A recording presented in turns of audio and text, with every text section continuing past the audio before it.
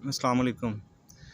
सब देखने वालों को और मेरी बात जहाँ जहाँ तक पहुँच रही है उन सबको पहले मेरी तरफ़ से सलाम। ये मेरी फ़र्स्ट अपीयरेंस है यूट्यूब पे और मैंने ये जुसारत इसलिए की क्योंकि इस सोशल प्लेटफ़ॉर्म को सारी दुनिया इस्तेमाल करती है और देखती भी है। तो शायद इसी से मेरी बात सब तक पहुँच सके। अब मसला थोड़ा-सा टेढ़ा है जिसके बारे में मैं बात करना चाहता हूँ। पाकिस्तान की सियासत के बारे में मसला है। अब देखा जाए एक ही आदमी के गिर्द पूरी सियासत घूम रही है और जिसका नाम है इमरान नियाज़ी।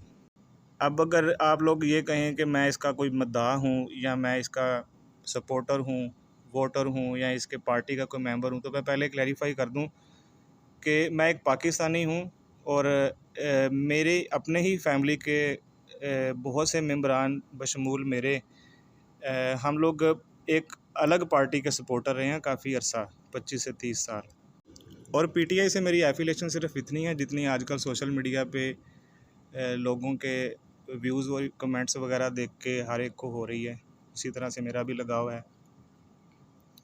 उसमें बहुत सारे लोग ऐसे भी हैं जो पीटीआई के ख़िलाफ़ एक मुहिम चला के बैठे हुए हैं, जिसमें मैंने तरह-तरह के बहुत सारे ऐसे वो शॉर्ट्स और पोस्टर बना के अपनी राय का इज़हार करते हैं। तो वो सब तस्वीरें, स्क्रिप्ट, वीडियोज़, पोस्टर सब चीज़ें मैंने देखी और जो पीटीआई के सपोर्टर्स हैं वो भी ये सब कुछ कर रहे हैं, वो भी मैंने देखे।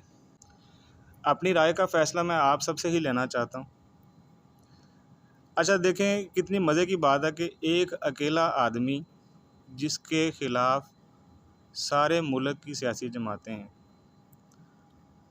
और वो हर हरबा इस्तेमाल कर रही हैं। पहले वो आलमी ताकतें इन्वॉल्व हुईं, जो बज़ाहिर देखने में यूँ लग रहा था कि जैसे एक झूठ है, लेकिन जैसे-जैसे वो बात खुल के सामने आती चली गई और आवाम को शऊर आता चला गया कि ये जो कहा जा रहा था वही हुआ है। अब उस आलमी ताकत का काफ़ी अरसे तक नाम भी राज में रखना चाहा गया, छुपाने की कोशिश की गई, लेकिन मेरा नहीं ख़्याल कि ये कोई छुपाने वाली बात थी, खुल के कहना चाहिए भाई। अमेरिका हर एक मुल्क की रजीम चेंज करता है, जहाँ-जहाँ से उसको ज़रूरत पेश आती है कि भाई यहाँ अपनी मर्ज़ी का कोई बंदा नहीं है और वो वहाँ से अपने जो मुखालिफ हैं उनको हटाने के लिए बहुत से हरबे इस्तेमाल करता है। अब आलमी ताकतों वाला काम हो गया, उन्होंने अपना पूरा इन्फ्लुएंस इस्तेमाल किया पाकिस्तान की पॉलिटिक्स में और जो वो कर सकते थे वो किया, जिसको ख़रीद सकते थे ख़रीदा और उन ख़रीदे हुए ग़ुलामों ने आगे जिन को ख़रीदना था या जिन को वो ख़रीद सकते थे उनको भी ख़रीदा और यूँ मिल मिला के जी पाकिस्तान में एक सेटअप हो गया। सेटअप क्या, अपसेट ही हो गया। अब आलमी इंतकाम के बाद ये मुकामी इम्पोर्टेड हुकूमत जिसे कहा जा रहा है आजकल, इन्होंने भी कोई कसर नहीं छोड़ी। इन्होंने पहले तो कोशिश की कि जैसे ही पावर में आएँ, सबसे पहले जिसको निकाला उसका मुँह काला करने की कोशिश करें। इन्होंने इमरान नियाज़ी के ख़िलाफ़ एक मुहिम शुरू कर दी। उसको पहले जो झूठा साबित करने के लिए या यूँ कह लें कि मुल्क का गद्दार साबित करने के लिए या एक थर्ड क्लास बंदा साबित करने के लिए इन्होंने सबसे पहले तोशा खाना का केस ओपन किया और वो आपने देखा 2-3 दिन के लिए काफ़ी चर्चा में रहा, काफ़ी वो हाईलाइट रहा वो टॉपिक और उसके बाद एकदम वो टॉपिक ख़त्म सा हो गया और गायब हो गया।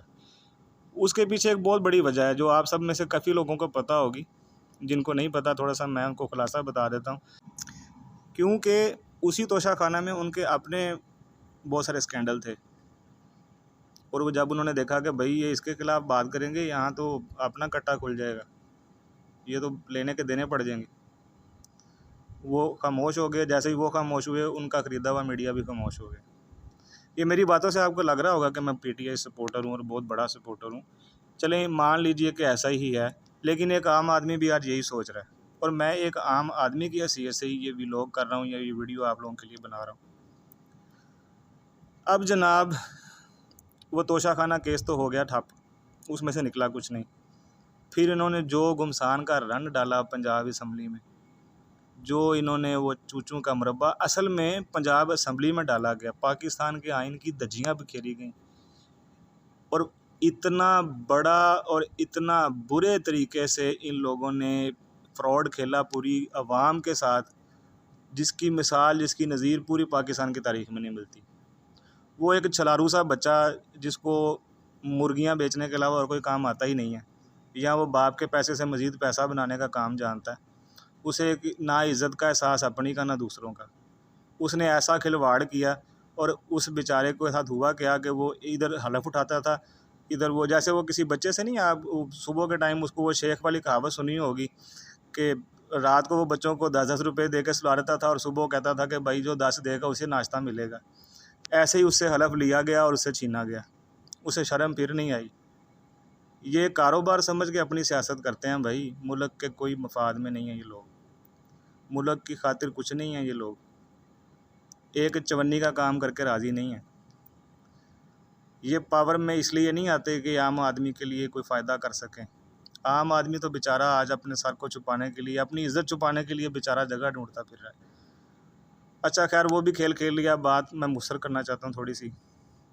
अब थोड़ी सी ज़रा अपनी आंखें खोलें और देखें, आइन की जो तौहीन हुई पाकिस्तान में, वो उसमें आइन बनाने वाले भी शामिल थे। मतलब भुट्टो की हुकूमत में पाकिस्तान का आइन जो है 1973 में, ये जो कॉन्स्टिट्यूट अभी तक हमारे मुल्क में राइज है, वो उस हुकूमत में मुकम्मल हुआ। खैर उसके पीछे जिन जिन लोगों ने भी, हमारे बड़े जो सियासतदान थे उससे पहले गुजरे हैं, उनके बारे में मैं कोई ज़्यादा बात नहीं करना चाहता, बहुत लंबा टॉपिक हो जाएगा, क्योंकि हर एक की एक अलग स्टोरी है। तो वो आइन के जो ठेकेदार हैं वो भी साथ शामिल थे। अब देखें कैसे उन्होंने, और फिर आइन को तातार करने के बाद वो इल्ज़ाम भी किस पे लगा रहे हैं ये भी आप सब लोग जानते हैं। और उसके बाद जनाब ये नया एक चक्कर खोल लिया पार्टी फंडिंग का। अब मेरी बात सुनते चलिएगा और समझते जाइएगा ज़रा। ये पार्टी फंडिंग का केस खोल दिया। अबे यार सारी बातें छोड़ो, हर बात का एक ना एज पॉइंट होता है, बस उसको देखो। और वो ये है कि पाकिस्तान में डॉलर्स आए हैं, इन चोरों की तरह यहाँ से निकाल के नहीं लेके गया कोई। उसने जितने भी फ़ंड रेज़ किए बाहर से सारे पाकिस्तान में आए, और इन लोगों ने तो पाकिस्तान का पैसा लूटा और लूट के मुल्क से बाहर ले गए। और जिसके केस ख़त्म करने के लिए इन्होंने ये सर तोड़ कोशिश कर दी, हर काम कर दिया, पावर में आके कानून सारे जो है ना अपने हक के अंदर कर लिए, और जो जो फैसले ये कर सकते थे, मतलब नैब की तरमीम और जुडिशरी से अपने मतलब के फ़ैसले हर वक्त ये करवाते रहे हैं। पिछले कई अदवार में जब भी पावर में थे, ये जजेस भी अपनी मर्ज़ी के लगवाते थे, फ़ैसले भी अपनी मर्ज़ी के करवाते थे। इसी तरह इन्होंने वो एक राजा रियाज़, और जिसको वो उर्दू तक या पंजाबी सही तरह से बोलनी नहीं आती, वो जिस तरह हर गली मोहल्ले में एक आध कोई जोकर होता है ना जिसको बच्चे छेड़ते हैं, वो उस तरह की पर्सनैलिटी है। और जैसे वो चाचा कैंटी कह के बच्चे भाग जाते हैं ना, वो एक बंदा फिर पीछे से गालियाँ निकालता है, वो ताड़ी भैन नू ताड़ी माँ नू, वो उस क्लास का आदमी है। उसे तो बिल्कुल मतलब वो है ही एक जाहिल आदमी। उसे अपोजिशन लीडर बना के अब क्या शो करते हैं जी, कानूनी तौर पे हमने ये फ़ैसला किया जी, इसमें अपोजिशन की भी राय शामिल है, तो वहाँ हर कानून पास हो जाता है। वो सारे कानून पास करवा के अपने केस माफ़ करा के अब पड़ गए पीछे इमरान न्याज़ी के। अच्छा जी, अब असल बात की तरफ आएँ जी। सबसे पहले मैंने आपको बताया कि जी ये आलमी ताकतें एक्शन में आईं, जो हुआ आपने देखा। फिर ये मुकामी पोर्टेड हुकूमत ने जो है कोई कसर नहीं छोड़ी। उसके बाद तोशा खाना केस खोला गया। फिर पंजाब असम्बली का आपने मुख्तसर किस्सा सुना अभी, और फिर आइन की जो तौहीन हुई उस पर आपने एक छोटी सी मेरी राय सुनी कि आम आदमी क्या सोचता है उसके बारे में। फिर ये पार्टी फंडिंग का केस खुल गया अब। अच्छा जी, पार्टी फंडिंग के केस में से इनको कुछ नहीं मिला। अब एज पॉइंट देखना चाहिए हर केस का। ये लोग तो पैसे लूट के लेके गए मुल्क से बाहर, और देखा जाए तो उस पार्टी फंडिंग केस में क्या था, जितने भी पैसे आए पाकिस्तान में ही आए। चलो जी मान लिया गलत तरीके से आए, तो भाई उस गलत तरीके से आए पैसे को इस्तेमाल कहाँ किया गया वो देख लो। अच्छा एक मिनट के लिए ये भी तस्लीम कर लें जी, वो जो उस गलत तरीके से पैसे पाकिस्तान में आए थे वो सियासी मकासद के लिए इस्तेमाल कर लिए पीटीआई ने। अरे भाई जिस काम के लिए लोगों ने दिए थे वहीं लगाने थे। अब जो पैसे वो शौकत खानम के लिए इकट्ठे करता है वो वहाँ लगाता है। वो देने वाले को भी पता होता है मैंने फ़ंड कहाँ दिया, और जो आगे इतनी बड़ी जूरी बिठाई हुई है उसने, जो अकाउंट हैंडलिंग करने वाले बंदे हैं शौकत खानम के, 3 तो शहरों के अंदर शौकत खानम हॉस्पिटल है, चौथे में ज़ेरत अमीर है। तो वो इतना बड़ा एक इंस्टीट्यूट है, वो जाने देते हैं अपना पैसा इधर से उधर।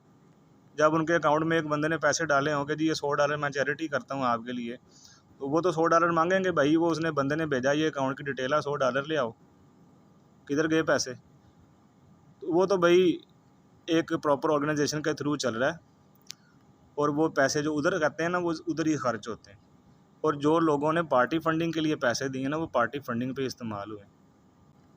पीटीआई के चेयरमैन को दिए हैं, पीटीआई जहाँ दिल करे लगाए।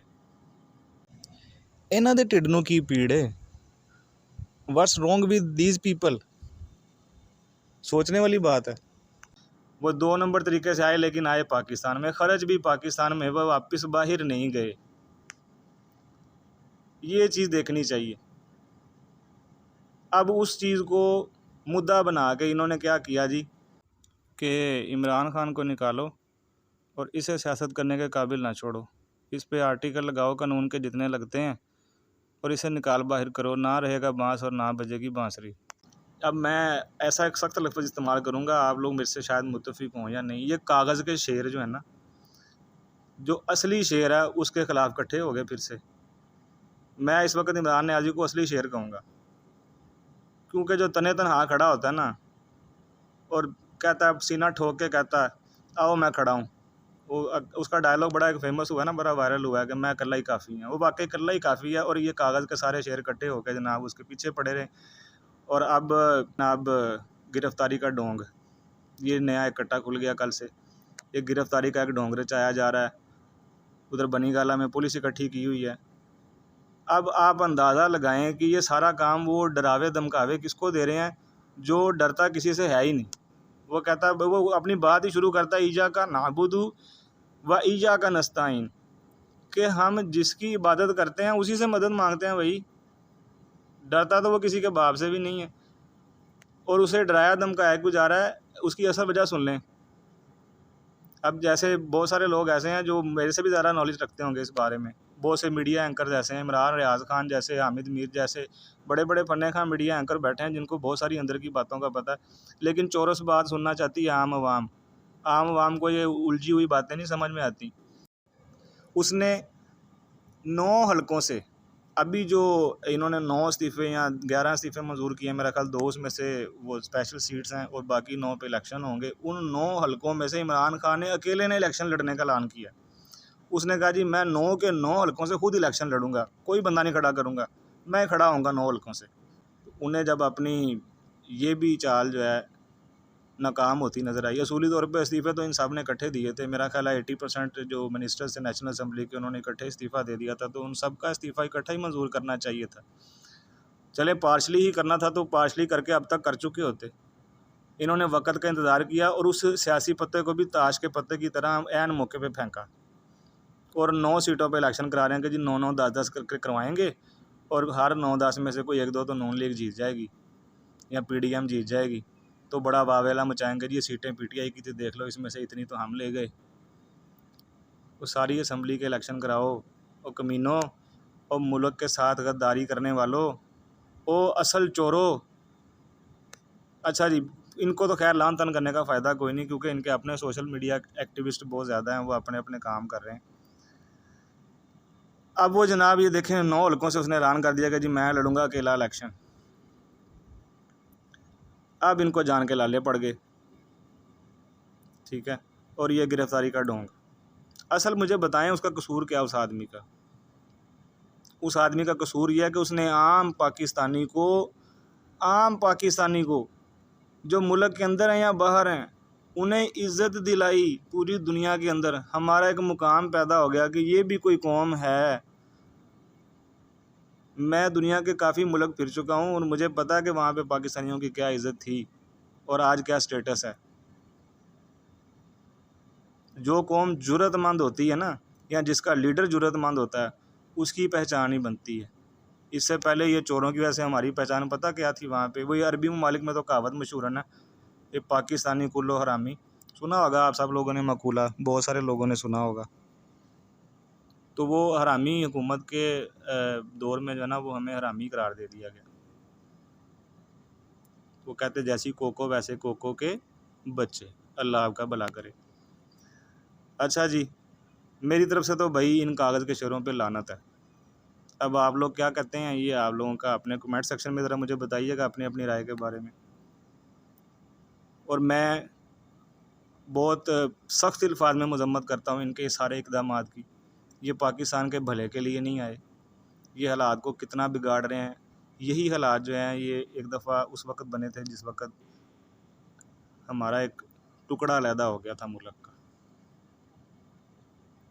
उस वक़्त भी मुजीबुर रहमान को चोर, डाकू और गद्दार कह के इन्होंने इतना ज़्यादा हाइपर कर दिया था आवाम को कि जो उसके वोटर थे वो उसके लिए लड़ने मरने को तैयार हो गए।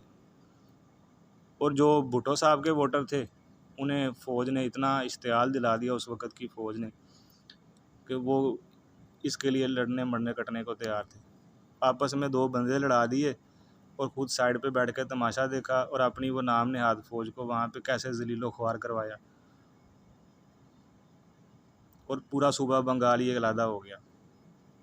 ढाका फॉल के नाम से जो हमारे सीने पे एक धब्बा है ना, वो मिट नहीं सकता सारी उम्र।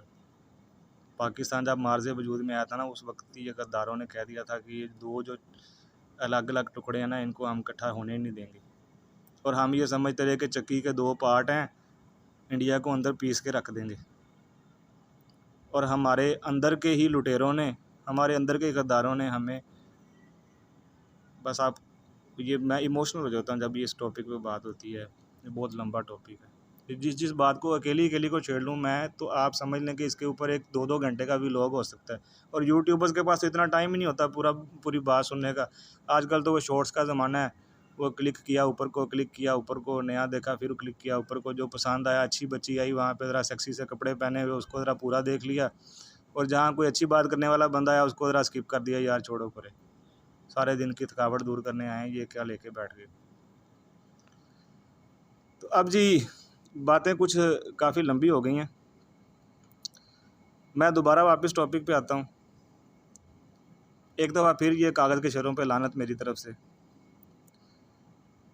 अब जी मुल्क के हालात देखें ज़रा एक दफ़ा। इकोनॉमी पर कोई तवज्जो ही नहीं है इनकी। आम आदमी की तो हालत बिल्कुल पतली हो गई। अमन अमान मुल्क का तबाह हो गया। डॉलर की वैल्यू देखें कहाँ पहुँच गई, रुपया कितना ज़लीलो ख्वार हो गया। इनको कोई अंदाज़ा नहीं क्या हो रहा है, बल्कि इनको तो खुशी हो रही है, इनके पैसे बाहर पड़े हैं मुल्कों में, दूसरे मुल्कों में पड़े हैं, तो वो डॉलर बढ़ता तो इनके भी पैसे बढ़ जाते हैं कि कभी तो पाकिस्तान में ला के खर्चेंगे ही ना। तो जब खर्चेंगे, देखो हमने तो ये जब जमा कराया था 70 रुपये का डॉलर था, अब जब हम अपने पैसे कैश कराएंगे तो एक डॉलर की जगह 250 मिलेंगे, तो हमारे तो ट्रिपल हो गए। उनको तो खुशी होती है भाई।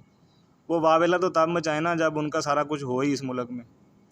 उनके अम्मी अब्बू बीवी बच्चे सब रहते तो बाहर हैं, जब दिल करता है वो भी यहाँ से जब मुँह छुपाने की जगह मिलते ढूंढते हैं तो बाहर निकल जाते हैं, फिर वहाँ जाके अयाशियाँ करते हैं। मुल्क के अमन व अमान को, मुल्क के हालात को इन्होंने उधेड़ के रख दिया। आज हम 1940s में चले गए वापस, जिस वक़्त हिंदुस्तान आज़ाद होने वाला था। उस वक़्त के जो माशी हालात थे ना हमारे पे, जब अंग्रेज़ जा रहा था, वो शायद इससे अच्छे होंगे। बेरोज़गारी अरूज पे है और बैरून मुल्क जो ज़लालत हो रही है हमारी इन चोर डाकुओं की वजह से। जहाँ पैसे मांगने के वहाँ से जूते पड़े, जहाँ गए अपने वो बड़ा डायलॉग मशहूर हुआ जी, मैं मांगने नहीं आया लेकिन क्या करूँ मजबूरी है। उस पे इतना ज़लील हुआ ये बंदा, इसको तो उस ज़लालत की वजह से ही अपने मुंह कहीं काला करके छुप जाना चाहिए था जाके। अभी तक कुर्सी पे विराजमान है। कैसा घटिया आदमी, अपने कपड़े बेच के कह रहा था जी मैं आपको ये दूंगा वो दूंगा। लोग कसम खुदा पाक की, मैं ये वीडियो जब तक रिकॉर्ड कर रहा हूँ मैंने अपने कानों से ऐसे वाक़यात सुन लिए हैं इस पिछले गुजरे महीने में। लोगों ने अपने घर की चीज़ें बेच के बिजली के बिल अदा किए हैं। आप यकीन करें, आप लोगों में से भी, सुनने वालों में से बहुत सारे लोग ऐसे होंगे जिन्होंने पैसे मांग तांग के पकड़ के बिल अदा किया, यार बाकी बाद में एडजस्ट कर लेंगे, पहले बिल जमा कराओ। इतने मुल्क के गंदे हालात हो चुके हैं कि खाना तो बहुत दूर की बात, सारा महीना लोग ये सोचते रहते हैं कि जो बिल आना है वो जमा कैसे कराना है। पहले लोग ये सोचा करते थे कि आज पकाना क्या है, कल क्या लेके आना है, परसों क्या होगा जो जिससे खाना खाएंगे। अब लोग ये सोचते हैं कि यार आज इतने जमा हो गए, कल इतने हो गए, परसों इतने हो गए, यार पता नहीं बिल जमा होएगा ऐतकी भी कि नहीं होएगा। मजबूर हो गए हैं लोग, खुदकुशियाँ कर रहे हैं, डाके डाल रहे हैं। ये हमारे मोहल्ले में ट्रांसफार्मर चोरी हो गया। पूरे कंजस्टेड एरिया में रहता हूँ मैं, जहाँ पे हर वक्त दिन रात लोग जागते रहते हैं, तो दिन दिहाड़े ही समझ लें। वो ट्रांसफार्मर चोरी हो गया, कोई 8-10 लाख की वो चीज़ थी, वो जाके बेचारा बेचेगा जिसने चोरी किया। तो यही कुछ होना है मुल्क में। लोग छोटे छोटे वो क्या कहते हैं, जिसको शर्म आती है बताते हुए, ऐसी ऐसी चीज़ों के लिए एक दूसरे को कत्ल कर रहे हैं। 10 रुपये पे कत्ल हो गया जी, वो बच्चे की वजह से कत्ल। क्यों ऐसे हो रहा है? लोगों के दिनों में इश्तियाल क्यों है? वो गुस्सा किसी का निकल किसी तरफ रहा है। चोरियां डाके आम हो रहे हैं, लोग एक दूसरे की इज्जतें उछाल रहे हैं। वजह वो पंजाबी की एक कहावत है कि रोंदी क्यों आ ढिड च कुछ नहीं।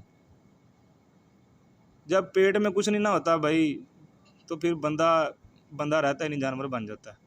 ये हमारी कौम की हालत है। और ये किसने की? ये इन 3-4 महीनों ने। आप यकीन करें 4 महीने पहले जो चीज़ आम आदमी की पहुंच में थी, आज वो ख़ास आदमी की पहुंच से भी बाहर हो गई है। और ये तजारत करने वाले जो हैं वो सारे इनके चमचे चाटे हैं। और जब डॉलर सस्ता था तब की चीज़ें लेके रखी हुई हैं, तब दे नहीं रहे थे जी, अभी आ नहीं रही। जब डॉलर महंगा हो गया तब बेचनी शुरू कर दी। अब थोड़ा सा नीचे आया तो अब फिर नहीं दे रहे जी। अब वो कह रहे हैं जी पहले जो हमने ख़रीदी हैं वो महंगे रेट पे ख़रीदी हैं, उसी रेट पे मिलेंगी, जब नई इंपोर्ट करेंगे फिर आपको सस्ती दे देंगे। और जब वो नई इंपोर्ट करने लगेंगे तब फिर डॉलर चढ़ जाएगा।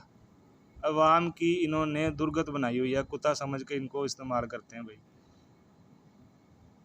और इतने बेजा टैक्सीज़ के छोटी छोटी दुकानों वाले जो ये गली मोहल्लों में बेचारे किराने की दुकानें, परचून की दुकानें, छोटे छोटे स्टोर्स जो पड़े थे ना, बेचारे इतने तंग आ चुके हैं कि उनमें से मैंने कई देखे हैं मेरे अपने इलाके में। मैं आपको बताता हूँ ना, हर बंदा अपने अपने इर्द गिर्द देखे तो आपको मिसाल मिल जाएगी। बहुत से लोग काम छोड़ चुके हैं, दुकानें बंद हैं। वो कहते पहले किराया देने की टेंशन होती थी, अब ये टेंशन है कि जो बिल आता है उसमें टैक्स लग के आना। वो जिस दुकान का कोई आम आदमी 2000 बेचारा किराया देता था, उसको बिजली के बिल में 3000 सुपर टैक्स लग के आ रहा है। वो तो बेचारा डूब के ही मर गया ना। जिनको मरना चाहिए था वो दंदनाते फिर रहे हैं।